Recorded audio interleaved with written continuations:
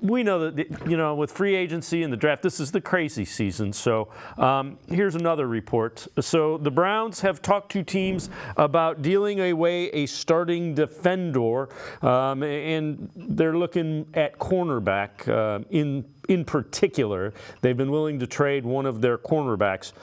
We know this, G. Bush.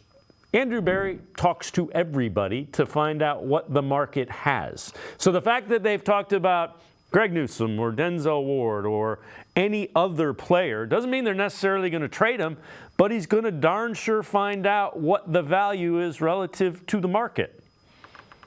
Yeah, that's what you're supposed to do. That's the job description of a GM. You're supposed to find out what the what your going rate is for your starters. You're supposed to figure out and evaluate talent and figure out. And one of the big things is doing self-scouting. And the Browns have pretty much self-scouted themselves, and they know that they have a really good threesome back there. When you talk about Emerson, you talk about Denzel Ward, and you talk about Greg Newsome, and you also know what the going rate for is for two outside corners. And right now, Greg Newsome sees himself as an outside corner. I think some of the part of the league, and a lot of part of the NFL outside of the Browns organization feel the same way. So if you've done your self-scout and you understand that Greg Newsome is a guy who you're not going to be able to give a contract to Denzel Ward, who you just restructured. You're not going to be able to come up and give another, big-time deal for a going rate and a really good corner in Martin Emerson. So one of those guys is going to be left out. It looks like it's going to be Greg Newsome.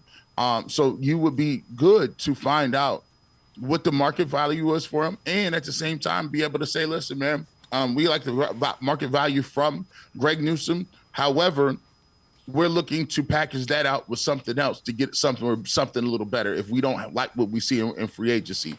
And so far, I've started even in my evaluation, started to look at more along the lines of trades rather than free agency because of some of the top names of the board. T. Higgins, Mike Evans is one of those guys who came off the board a little bit. Pittman is off the board. So now there's only 3 to 4, I would say 2 to 3 would say top flight bona fide guys that I think they should be able to look at wide receiver. So it'll be interesting to see what they do in terms of trade packages because Greg Newsome is one of the top names and one of the more tradable assets in the Browns organization and what they have right now. But I'd be happy to keep Greg Newsome if the deals and the picks aren't right and the trade isn't good.